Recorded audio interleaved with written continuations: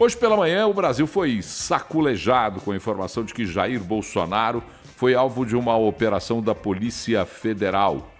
A decisão do ministro Alexandre de Moraes afirma que o ex-presidente confessou, de forma consciente e voluntária, uma tentativa de extorsão contra a justiça brasileira e que agiu com o filho Eduardo para interferir no curso de processos judiciais. E agora, determinado pelo STF, Bolsonaro terá que usar tornozeleira eletrônica, terá que permanecer em casa de 7 da noite às 7 da manhã, não poderá usar redes sociais, não poderá se aproximar de embaixadas e conversar com outros réus e investigados pela corte. Luiz, essa ação da Polícia Federal de Alexandre de Moraes desencadeou mais uma vez o velho e bom movimento polarizado da política brasileira. Acirrou os ânimos de um lado e do outro, e aí Jair Bolsonaro dizendo que se acha injustiçado. Ele usou a expressão suprema humilhação. Suprema humilhação, se acha injustiçado. Diz que o dinheiro que tinha em casa era um dinheiro que estava legalizado, foram apreendidos $14 mil e $8 mil em dinheiro. Os dois em dinheiro. Espécie. Em espécie, os dois em espécie. E um pendrive.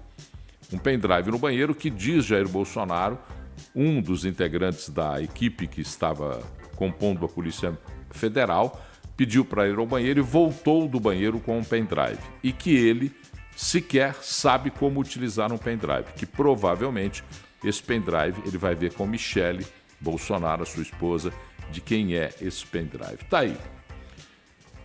É assunto para mais de metro e conversa para a gente ter de todos os jeitos e de todas as formas, né, Luiz? Paulo, são coisas muito distintas umas das outras, né? Mas é importante pontuar, eu já tinha até falado isso aqui mais cedo, que eu vi muita gente falando sobre a história do dinheiro vivo, né, na casa de Jair Bolsonaro, comparando isso com dinheiro na cueca de outros parlamentares em outras situações, com dinheiro do apartamento apreendido com Gedel Vieira. O Gedel Vieira Lima. Não tem nada a ver uma coisa com a outra, tá? É completamente diferente, inclusive em relação a valores. Bolsonaro não teria nem que declarar essa quantia, né, $14 mil. Não há nenhuma exigência que se declare. A exigência é para você ter dinheiro em espécie em casa, seja em moeda estrangeira, ou seja, até em moeda brasileira, mas especialmente em moeda estrangeira, é a partir de $160 mil, $170 mil, que dá aí $30 mil, né? Algo similar, parecido aí com 160, 170 mil reais. Essa quantia que estava com o Bolsonaro, que é da ordem de $14 mil, ele não teria que declarar. Mas ele disse que tem recibos e que declararia no imposto de renda do ano que vem. Enfim, acho que talvez nem ele saiba qual é essa quantidade mínima obrigatória.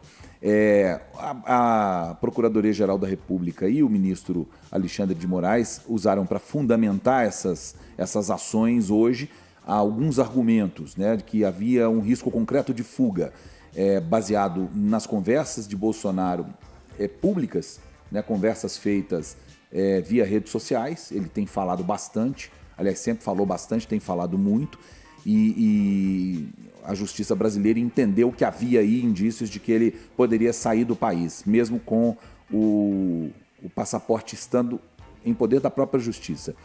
E algumas outras questões que precisam ser apuradas, que é a história do envio de dinheiro para Eduardo Bolsonaro nos Estados Unidos. O próprio Jair Bolsonaro disse que mandou para ele $2 milhões, né? E a justiça quer apurar a origem desse dinheiro e as condições em que esse dinheiro foi mandado para fora. E, segundo o ministro Alexandre de Moraes, houve uma confissão de uma tentativa de extorsão contra a justiça, quando o Bolsonaro diz, também por meio das redes sociais, que o Brasil poderia ter a história da taxação extra de 50% resolvida se ele fosse anistiado.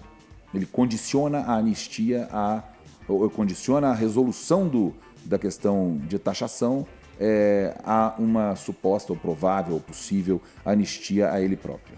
Essa talvez seja a grande falha de Bolsonaro. Todos nós sabemos só, que desculpa, Bolsonaro... Só um Pois detalhe, não. desculpa te interromper, mas só para deixar claro, eu não estou dando opinião aqui não, isso são Não, fatos, fatos, né? notícias, Foram colocados hoje, isso é o fato. Também como é o fato de que encontraram um pendrive que estava escondido no banheiro da casa de Jair Bolsonaro, em um local escondido, e dinheiro em espécie, que são fatos, isso não é a gente que inventou. A história do pendrive, aí eu vou dar minha opinião, acho muito difícil que Bolsonaro, ex-presidente da República, 20 e tantos anos deputado federal, atuando no Congresso e nas últimas 2 ou 3 décadas, com tudo digitalizado, e dizer que não sabe usar uma pendrive, desculpa aí, mas essa é difícil de acreditar. A questão é o seguinte, Bolsonaro, todos nós sabemos, nunca foi hábil no uso das palavras. Não é uma das suas principais características. Bolsonaro sempre se expressou muito mal e sempre fez o uso de palavras de maneira inadequada. Isso não é justificativa, isso também é mais uma análise daquilo que aconteceu na entrevista que Bolsonaro deu à CNN e depois numa entrevista coletiva. Na entrevista coletiva, ele se complica um pouco mais, porque ele diz: se o Brasil quiser acabar com esse problema da taxação, basta que me dê a anistia. Repetindo o que disse o seu filho Eduardo Bolsonaro, que ele conversou com o Departamento de Estado americano, são palavras de Eduardo Bolsonaro, que ele conversou com o Departamento de Estado norte-americano e que, se houvesse progresso na concessão da anistia ao pai, Jair Bolsonaro, a todos os envolvidos naquela suposta tentativa de golpe e os que estavam envolvidos nos atos do 8 de janeiro, se houvesse essa anistia, o Brasil teria revertida a taxação de 50% determinada por Donald Trump. Os lados se misturam e misturam histórias que são sempre vertentes dessa maldição chamada narrativa. Talvez seja a grande maldição dos tempos modernos. Cada um quer criar uma parte da história para si, para se apoderar da história, né? O fato concreto... Pós-verdade, Paulo. A pós-verdade, a tal da pós-verdade. Esse é que é o grande problema. O fato concreto é a tarifa imposta pelos Estados Unidos faz parte da segunda parte da carta de Donald Trump para Lula. Ali, Trump já se manifesta da maneira que se manifestou hoje outra vez. Aqueles que tentarem achar alternativas para a substituição do dólar serão eliminados do processo comercial no mundo. Ele falou isso claramente. Então, aquela taxação dos 50% no primeiro momento, ela vem muito mais atrelada às falas de Lula no BRICS e às posições de Lula no BRICS do que essa questão de anistia e de Jair Bolsonaro. Mas o próprio Jair Bolsonaro, seus correligionários, seus filhos, chamaram para si essa relação entre o pedido de anistia e a taxação. Quando um ex-presidente da República atrela a sua liberdade como um favorecimento especial, particular, o que é que ele acaba fazendo naquele momento? Ele acaba confessando que ele prejudicou a economia do país por conta de um desejo e de um interesse pessoal. Essa é que é a questão central. Eu concordo com a ação de Alexandre de Moraes? Não da forma como é feita. Eu acho que, por exemplo, você quer fazer o Bolsonaro usar a tornozeleira, basta que você mande para ele a notificação e ele é obrigado, como todo qualquer cidadão é obrigado a passar numa delegacia de polícia e colocar a tornozeleira. Pronto. Estava resolvida a questão. Então tem um espetáculo dado e esse espetáculo faz parte do show de Alexandre de Moraes. Pode ser questionado, obviamente, tanto por partidários quanto pela própria família, né, o rigor dessa medida. Né? Eu tenho visto esse questionamento hoje ao longo do dia, quando o Bolsonaro fala em suprema humilhação e outros correligionários, e o próprio partido dele, o PL, reclama do peso dessas medidas. Né? Isso é completamente direito dele questionar, da família dele, dos correligionários, dos amigos, questionarem. O que não se questiona é o cumprimento das medidas. E isso, pelo que eu acompanhei ao longo do dia, ele não questionou. Ele disse que vai cumprir, inclusive na entrevista que ele estava dando, ele falou: tem que ir para casa porque eu preciso cumprir a medida. Que é natural que assim o seja. Essa é que é a questão. A discussão tem que ser levantada a partir daí. É o espetáculo da ação contra Jair Bolsonaro. E aí, esse espetáculo agrega a tese, ou aumenta a potência da tese daqueles que dizem que há uma perseguição contra Jair Bolsonaro. Esse espetáculo, ele acentua essa tese. Você acha que isso pode ter sido também um recado, Paulo, ou uma resposta a recados dados tanto por Bolsonaro quanto pelo Donald Trump? Na verdade, uma resposta, mas uma resposta, eu diria, desnecessária sobre o peso da resposta. Porque se o Supremo Tribunal Federal... Vamos uma lá. avaliação pessoal, né? Isso já é uma avaliação pessoal, É uma opinião minha, Tá, opinião sim. minha. Minha opinião, Sim. 2 pontos. Se o Supremo Tribunal Federal se sente abalado por uma ameaça de um presidente de uma outra nação, quer seja o peso dessa nação, qualquer que seja o peso dessa nação, se a Suprema Corte Brasileira se sente ameaçada por uma ameaça, por uma fala de um presidente de uma outra nação, a Suprema Corte Brasileira está com as calças na mão. Está com as calças na mão. Não tem jeito de...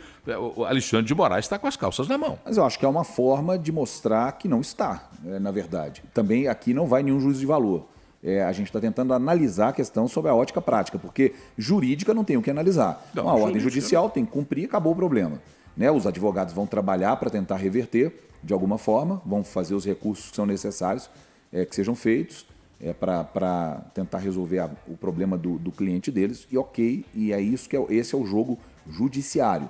Agora, o jogo político, o jogo prático, a impressão que me dá é que esse é um recado para mostrar, ou para tentar mostrar que o Brasil não vai se curvar a essas exigências que foram colocadas pelo governo Trump e pela própria família, pelo próprio Bolsonaro em alguma situação, quando ele diz que uma coisa está vinculada à outra, né? Isso também está na carta do Trump. Eu sei que existe o discurso de que as medidas dos Estados Unidos, do governo norte-americano, de sobretaxar o Brasil, elas são medidas que foram adotadas por causa das ações do governo brasileiro junto ao BRICS, de tentar desvalorizar o dólar ou tentar encontrar uma alternativa ao dólar.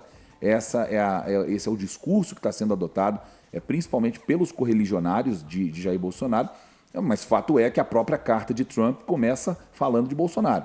E o próprio Bolsonaro, em uma live, falou que se resolver a questão da anistia, resolve a questão da taxação. Então é o que a justiça vai ter que apurar. Aí é que o peixe morre pela boca. Eu digo apurar até onde isso é uma bravata, até onde isso é uma realidade. Aí é que o peixe morre pela boca. Eu estou te falando que nesse caso é que o peixe morre pela boca. Eu estou me esforçando desde o início dessa informação a ponderar as ações de um lado e do outro.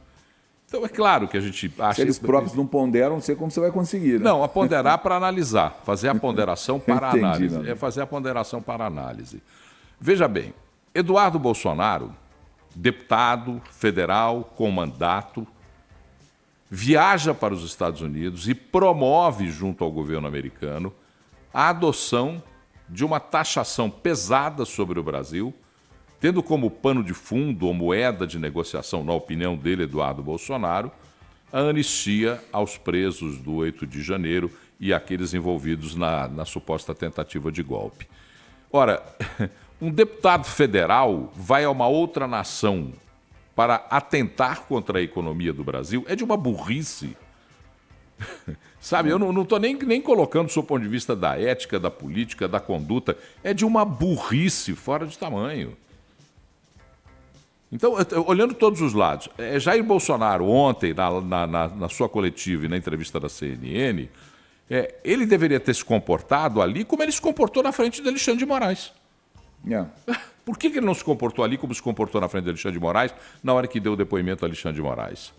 Porque ali sim era um comportamento, ele podia ter defendido as suas ideias sem que tivesse feito aquilo que Alexandre de Moraes chama de coação ao sistema judiciário. A questão é que as declarações são dadas de forma muito assodada, sempre, né? As declarações de Jair Bolsonaro, principalmente.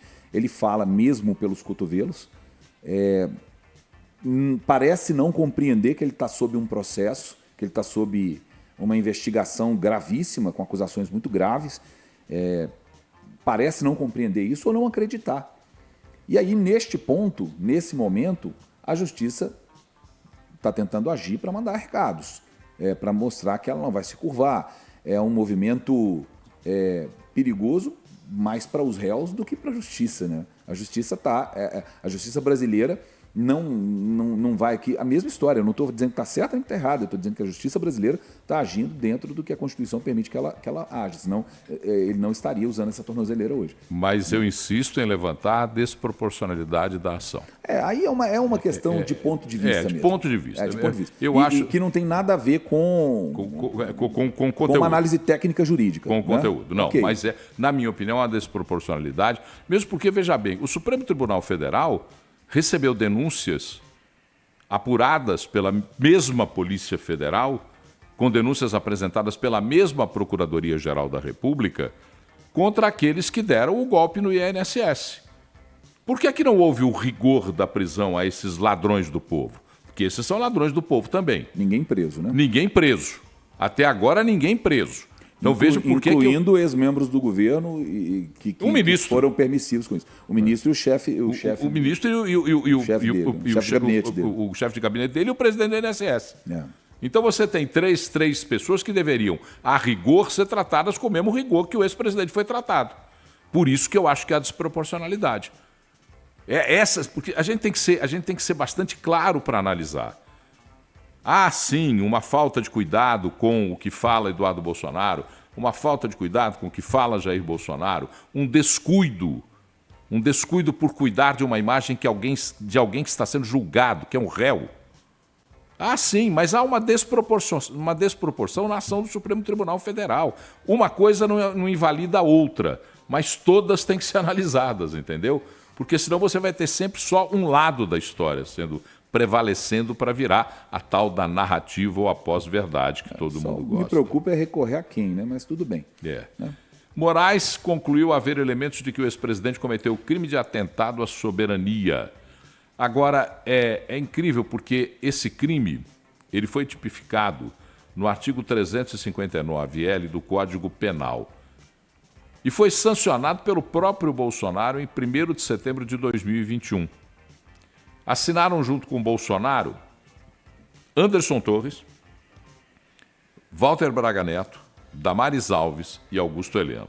Dos que assinaram, só Damares não faz parte do julgamento que está acontecendo no Supremo Tribunal Federal, porque ela não é ré. Os outros todos que assinaram esse artigo 359 do Código Penal, que fala sobre o crime de atentado à soberania, todos eles estão sendo julgados, estão atingidos por uma lei que eles mesmos assinaram. Essa é talvez uma fina ironia dessa conversa.